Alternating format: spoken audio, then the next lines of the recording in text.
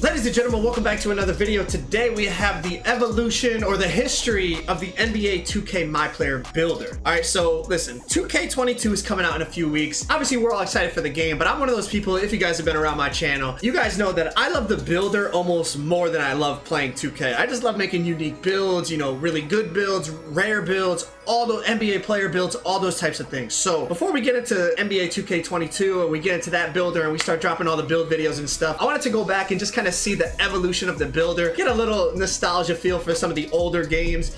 My park started in NBA 2K14, so I actually had to go out because I don't know what I did with all those discs when I had them. And I think I had a couple downloaded. I think I had 16 and 17 downloaded to my Xbox One. We're on the XS now, and I think 15 isn't in the store anymore. But I was able to go to GameStop and get them for like 99 cents. So it was perfect. I had to drive to like a couple different ones, man. So there definitely was some work put into just acquiring these games, and then downloading these games actually took longer than I thought it would. So please drop a like on the video. We're gonna go all the way back to 2K14, work our way up all the way to NBA 2K21 next gen, and then we'll talk about NBA 2K22 builder and what we hope to see, and hopefully what they're doing with the 2K22 builder, man. But let's get right into it. The first game we have, NBA 2K14. NBA 2K14, my career. Obviously, we're offline. The servers are off for most of these games to start with, so this is just what you create, and then obviously you could go to the park when they put park into 2K14. But for my career, this is what you started with. Basically, pick your position. We have play style, so all around, pass first, scoring, defensive, three-point specialist, athletic, and then we're back to all around, all right? So it kind of is like archetypes. Oh, does it change depending on... No, I don't think it even changes depending on... Okay, yeah, it does. So as a center, okay, we have all around defensive, athletic, back to basket, which I'm assuming is like kind of like post scoring, face up, rebounding. Okay, what about anything different in these ones? No, this is the same as center. Slashing, point forward. Okay, and then shooting guard is basically the same as point guard. Oh no, point guard says athletic, shooting guard says slasher. Okay, so it's kind of like archetypes. You pick your position, your height goes up to 6'7", down to 5'7". Weight, you could go down to 145. You go up to... You could go up to 350 pounds on a 5'7". Yo. 2K, cool. All right, so they fixed that at least. Dominant dunk hand, left, right, either. Obviously, most people would probably put either. And then for wingspan, it's just a slider, and it doesn't affect your attributes at all. It doesn't, at least it doesn't tell you it affects your attributes. Body length, I don't know why they have body length in there. And shoulder width. And then when you hit advance, are you sure you want to begin your my career? So you don't even get to put attribute caps or anything. This is it, literally. Position, playstyle, height, weight, wingspan, all that, hand, and that's it. That's the NBA 2K14 Myplayer Builder. This is the one that really started off because 2K14 was the first park game mode. Like, this is when they put park into the game. I think they did it at the end of the year too. I don't even think it was in the game to start with, but I could be wrong about that. I don't remember exactly. In my career, this is what you would make, and then when they put the park in, obviously you could take your player to the park. Next up, NBA 2K15. All right, NBA 2K15, my career. Obviously, we can't connect to the servers. Servers are offline. All right, here we go. So the MyPlayer Builder 2K15, pretty similar to 2K14 off the look of it, but as you can see, you can pick position, but there's no play style now. Ball. They have voices. I'm ready to ball. I'm ready to ball. Let's go. Only two voices.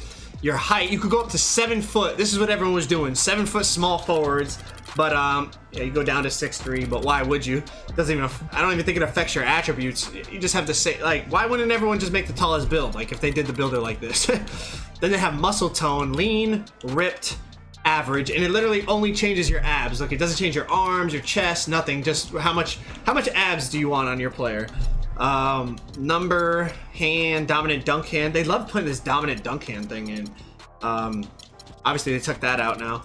Then you have your wingspan. They love this body length. I don't know what made them want to do that. And then shoulder width, and that's it. You don't even, yeah, you don't set any cap breakers, anything. It's crazy though. You could just go 7 foot small forward and just be a straight demigod. Beginning my career. And that's it. It takes you right into my career right from there. Very simple player builders for 14 and 15. I mean, they were the first two games with Park, so it kind of makes sense that the builder would be more simple, but let's move on. Next up, the game a lot of people consider to be the best 2K of all time. Let me know in the comments if you guys think it's the best 2K of all time. NBA 2K16. NBA 2K16, this is where we got into the inside-outside balance. Now, I've heard some people say they want inside-outside balance back for 2K22, and let me just be the first one to say, for 2K16, it worked good, and I think a lot of us enjoy 2K16 a lot. But if they brought it back for 2K22, I think a lot of people would be upset. I think maybe initially you'd be like, yeah, they're bringing back the good, the good old days. But then you start to realize, like, man, we're not being more innovative than that. We're going back to a game that's, what, 5-6 years old? I feel like people would get really upset with the devs if they went back to this. But for this game, this builder, combined with this gameplay, I think worked really, really well. And you see, they started to add new things in. Now, if you increase the height of your Myplayer, his maximum speed will be reduced. And just to piggyback on what I was just saying, the builder and the gameplay are a relationship. Like, I've talked about this a million times. They have to be able to, like, it's like a marriage, you know? If you have a good gameplay with bad builder, it just doesn't work. If you have a good builder but bad gameplay, it just doesn't work. You're gonna see that like later on, like 2K18 and 19, the builder was very similar, as we're gonna see. But just because the gameplay people liked on 19 better, people look back at the builders better. It was a very similar builder in both games, but the gameplay on 19 people enjoyed more. It just fit better, despite the fact on 18 it was a very, very similar builder, as we're gonna see when we get into it later on. But with this game, the inside-outside balance combined with the gameplay, it just worked seamlessly, and that's why a lot of people just love 16. They think 16 is one of the best 2Ks ever. But as you can see, no matter what position you pick, it's just inside outside, even a center, balanced inside outside. That's all it was. Very simple, but it worked. The weight, I think it capped out earlier, yeah, 340 instead of, what do we have, 350 like 2K14. 340 now, but this is on a 7-3 center. You know, you can go outside 7-3. You can pick your high school that you want to attend, your hand. They still have the dominant dunk hand. They really love that. Now your wingspan isn't just a slider, it's actually feet and inches, so that's good. They're still doing body length, shoulder width. So wingspan and shoulder width, all this doesn't affect any of your attributes by the look of it, but it did give you the warning about height. So, you know, they probably realized 2K15, everyone was going with those 7-foot demigod small forward builds. So now they decided, you know, listen, we got to start giving you penalties for going, you know, the taller you go. And I think this is it. Yeah, so you jump right into career. Now, for those of you that remember, you have like the little blue attribute bars that you upgrade. That was, I believe, not like the 2Ks now where like you set the cap breaker and then as you unlock it, you can fill the cap breaker. For 2K16, I'm pretty sure to get those bars, like once you unlock the bar, then you can upgrade it. And basically they can all go up to the max level. You have the capability to max out whatever you want, but I think eventually, forget what it was, like 5 categories, you could max out 4 of them and then the other one would be a little bit lower or something like that. Well, the point is you didn't set any cap breakers like you do in the current gen builder now for 21. Basically, as you unlock the attributes, you just put it where you want and you just max stuff out. But yeah, this is 2K16. On to the next game. We are on to NBA 2K17. NBA 2K17. Let's see what the builder was like. Obviously, we remember archetypes, but let's see if there was anything we don't remember. All right, so obviously position. I like that it gives you like player comparisons, but it really has nothing to do with the builder. It looks nice, I think. And this was just single archetype, so literally it's playmaker, lockdown, slasher, shot creator, sharpshooter. That's it for guards. I think once you get to small forward, then you could get slasher, shot creator, sharpshooter,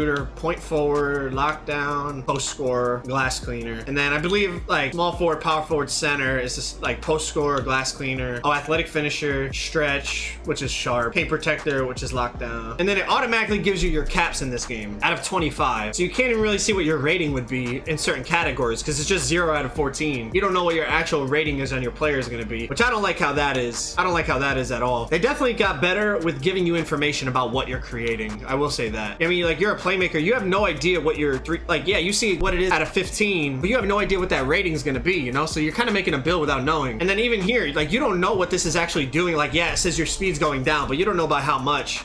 So I don't, yeah, they definitely got better with this. I hated this. That it just gives you an arrow. You have no idea what the actual rating is going to be, you know what I mean? So they definitely got better telling you what you're actually making. And then wingspan, same thing. Like, yeah, obviously your shot goes up, your shot goes down, but you don't know by how much. So you don't even know if it's really worth it or not. And especially with cap breakers, like for contact dunks, like you don't know exactly, you know, you want to get 85 driving dunk, you don't even know what your build is getting. You just, that's crazy. So people really were like relying on YouTube videos and stuff so that they didn't waste VC on builds. That's pretty crazy. You could easily fuck up a build and not even even know it. And weight affects your contact dunk, but by how much? Like, you don't even know. That's pretty crazy. Shoulder width doesn't affect anything. Hand doesn't affect anything. And then number at the end of it. So this is the start of archetypes and double archetypes and whatnot. They definitely got better because, like I said, you really didn't even know what you were making. It just gave you like generic thresholds. Like, you make a lockdown, you see your 3-pointer goes up to 7. You don't even know what the rating is going to be. Like, that's tough. A lot of people wasted VC on this, didn't they? A lot of people wasted VC on builds they didn't like in 2K17.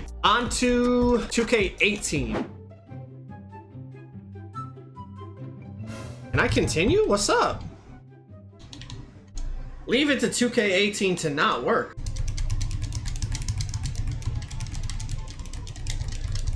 These dudes in the chat, bro, like, they're like, press A. Like, bro, you don't think they had the same head scans still? That's pretty crazy. Y'all see how it works again? Like 18, everyone looks at terrible. 19, like majority of people I'd say like 19. But it's funny how the builder was a little different, but damn near the same builder. But just because the gameplay was different, it felt like the builder was so much better. You know what I mean? All right, so start off you picking your position. You know what I mean? Go small forward to start. Now, this is where they start to actually give you like information. I think in 18, they did this too in the builder, but of course 18 didn't work. So yeah, it gives you those same caps like in 2K17, right? Out of not, you know, up to 9, up to 7, up to 9, up to 14. But if you press Y on the caps, it gives you the actual ratings that you would be getting. They started doing a much better job. And when you press X, it started to show you what badges and what tier badges you would get. Honestly, I like this builder a lot. Like, I'm not saying they should go to this for 22. Like, they should probably come up with something new, but I like this builder. Primary, secondary, I liked it a lot. Like, you could come up with some really like creative builds. Like, I remember I did a post scoring or primary playmaking, secondary post scoring build, and like this thing was like, it was so much fun to play on, bro. It was so much fun. And on this game, remember, you had double takeover, which was probably a little broken,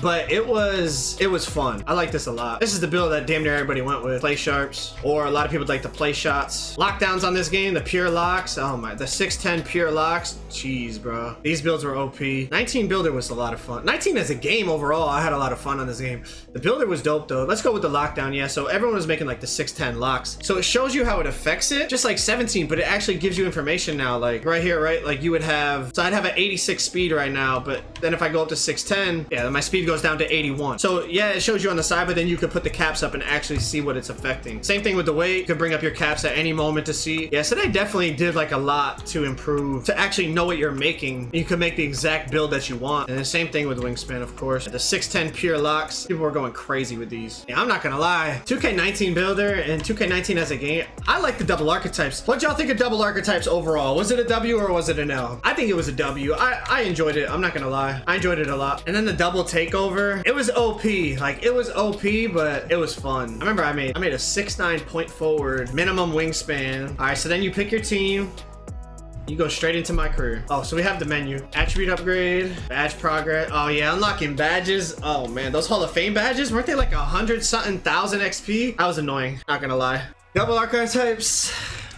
I'm not gonna lie, I miss them. Double archetypes were really fun. 2K20 builder.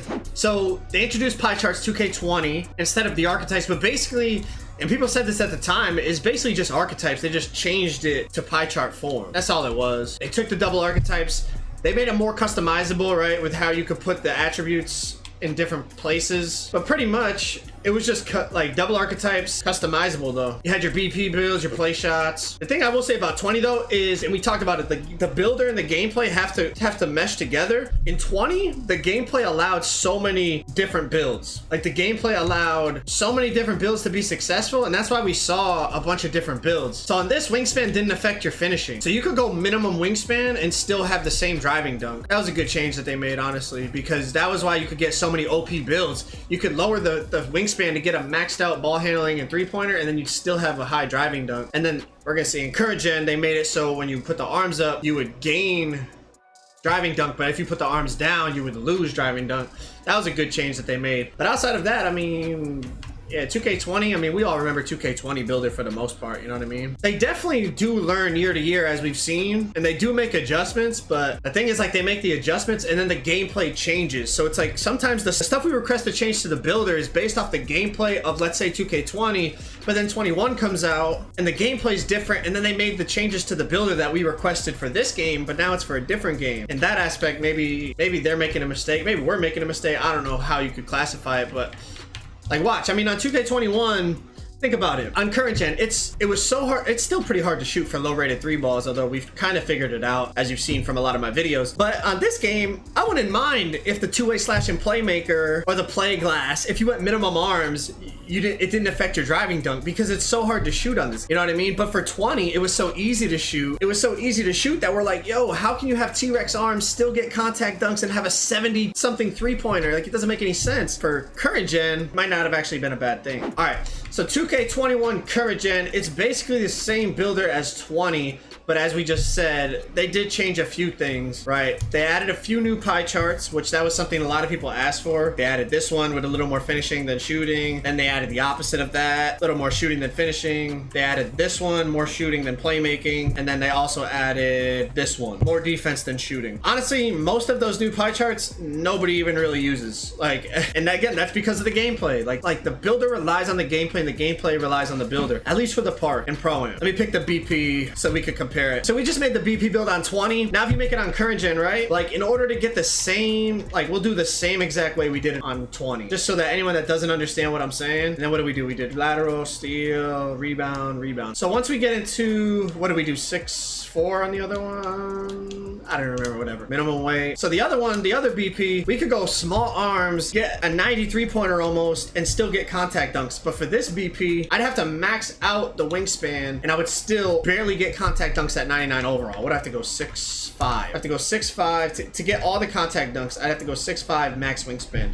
And then I have a low 80s 3-pointer. So it's like a lot more balanced overall. But for this game, for current gen, it probably would make more sense to have it. Let me get contact dunks and a higher 3-pointer, because it's so hard to shoot. Like, bro, you go with this build right here. Can you shoot with an 81 3-ball? Yes, that's what my slasher has. We won a pro-am league with me playing on that build. Like, you can make it work, but you're at a huge disadvantage compared to a play shot with a 93 ball, because anything 80, 70, 60 3-pointers in this game are super inconsistent, especially when the game first came out. Like, everyone started making play shots, and hey, we see what happened to the game. Everyone plays on the same build. Very repetitive, very redundant, very boring game, in my opinion, because it's so repetitive. But we got one more game, everybody's favorite game, 2K21 Next Gen. All right, so Next Gen gets a lot of hate, rightfully so, because there's a lot of things executed poorly about it. But I will say this, and hear me out. The idea of the builder was not bad. It was the execution. And I talked about this in one of my YouTube videos. If you guys watched it, you already heard me say this. The idea of the builder was good. The execution was just terrible. And in my opinion, it really comes down to who they have testing the game. If you gave me a new 2K and said, test the builder and find bugs, the first thing I'm gonna do is I'm gonna make the same exact build at every position. Like, I'm gonna find like a height, like I'm gonna go 6'8", point guard, shooting guard, small forward, power forward, and center, and see what the badge spread is on all of them. If it's not even, we have a problem immediately, because I'm making the same build. But the stuff about this builder that was poorly executed, obviously we all know the power forwards are just broken, right? Like, you get way more badges as a power forward than any other build. But on top of it, the shit that doesn't make any sense is like, why on, like, all right, I make a 7'3" center, max weight, max wingspan. Nobody makes that on this game, but y'all, you're gonna see what I'm saying. Why is it super expensive to upgrade my interior defense? Like this should be super cheap for me. Like, I shouldn't go from a 25 overall, or I mean a 30 overall, all the way up to 38. Like, this should be super cheap, because that's what my build is intended to do. You gotta if you're gonna do a free builder, it has to be catered to like what the position is supposed to do. Like, a center should get cheaper interior,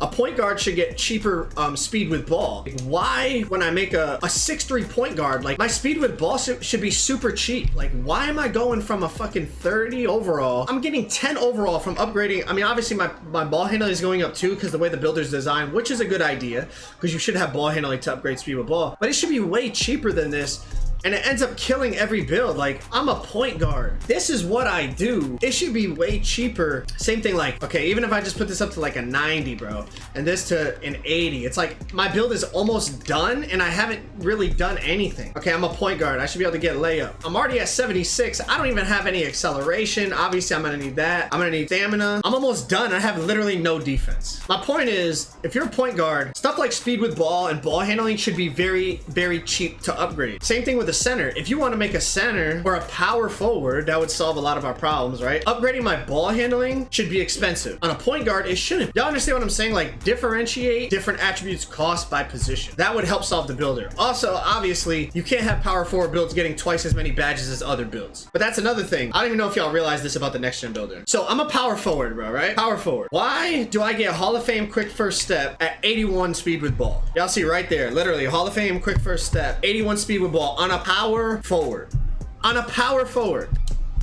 But if I go to a point guard, just like I was saying, a point guard is supposed to handle the ball. Like, prototypically, a point guard is a ball handler. I'm making a 6'3" point guard, maxed out speed with ball. You have to get 94, look at 94 speed with ball to get Hall of Fame quick first step. But on a power forward, it's only 81 speed with ball. That doesn't make any sense. Like, whose idea was that? Who tested the builder and said, yeah, that's a good idea. Let's make it easier for the power forward to get quick first step than a point guard. It just makes absolutely no sense, bro. Look at 93, I get gold, 94. Absolutely 0 sense to me, bro. And it's little shit like that. Like, be like, oh, that doesn't matter. Like, yes, it does, bro. That contributes heavily to seeing like the same build over and over and over and over again. Like I said it a million times, if you mess up the builder or you mess up the gameplay, they're a relationship. If one is broken, the whole circle is going to be broken, bro. It's not going to be a great year. And there's a ton of other examples for that. A whole bunch of other examples of that. I mean, even point guards, like just putting up your speed and acceleration, it's so expensive, man. Like, I'm a 6'3" point guard. I should be able to max out my speed and acceleration very cheaply, but instead it costs so much. Like, just from speed, excel, stamina, and then your ball handling, speed with ball, your pass accuracy, like shit a point guard should be able to do. Like, you're already at a 70 overall. You haven't even touched shooting. Like, the next gen builder, again, it was a decent idea, but the execution was so bad, bro. And they could have avoided it. They could have easily avoided it with the right game testers. And that's what I've been saying. Like, for 2K22, I hope, it's probably too late at this point, honestly, but I hope they're bringing in the right people to test the game. Like, people that actually play 2K. If you bring in those people, they will catch stuff like that. If you bring in a regular game tester that he's testing Call of Duty one day, and then he's testing Madden the next day, and then he's testing Fortnite the next day, and then he comes in to test 2K, he's not going to catch all these little things that only 2K players would even think about. That would only think about testing. Like, we know what really affects the game, what really affects Park, what really affects Pro-Am. Like, we would look into all that to try to make the most balanced builder and gameplay possible. They got to start utilizing us more, bro. If they utilize us more, the potential is there. Like, even the next gen builder potential, like, it was there, but they just crumbled when it came time to executing and making sure that the builder was balanced, because that was far from balanced. Then you topple how unbalanced the builder was with the gameplay at launch, on top of all the bugs and stuff that were in the game too, man. But listen, that was the history of the builder. 2K14, 15, 16, 17, 18. Well, we didn't get to go into 18 because, you know, well, it's 2K18. Typical when it worked. 19, 20, 21, current gen, 21 next gen. Hopefully 2K22 builder is best builder that we've seen, and hopefully that relationship with the gameplay is just seamless and perfect. One of the best 2K games that we've had in a long time, man. But hopefully y'all enjoyed the video. Drop a like, subscribe if you guys are new. It's the history of the 2K Myplayer Builder. I'll talk to you on the next video. I'm out. Peace.